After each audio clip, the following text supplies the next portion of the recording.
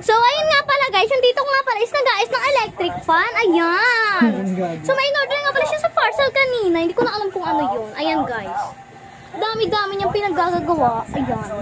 Yan kasi si Ruben Butingting. Ayan. Ito yung mga gamit niya.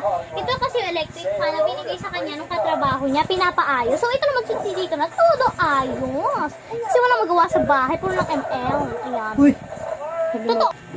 Ayan na. Sumama ng kapatid kong maliit. Na cute. Ayan.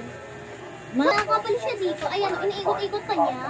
Maayos ba yan? Sabi mo. Ayos pa ba yan? Opo. Electric fan. Ayan. Sabay. Step, ligo na. Baho-baho ka. Raccoon. Ano naman siya raccoon?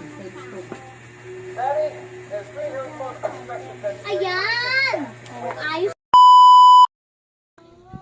Puting-tingan, mga... Oh, andar na.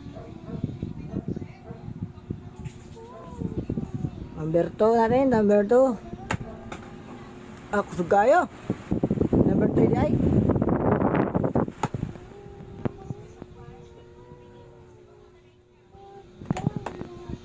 Number 1 lang muna, lakas ang number 3.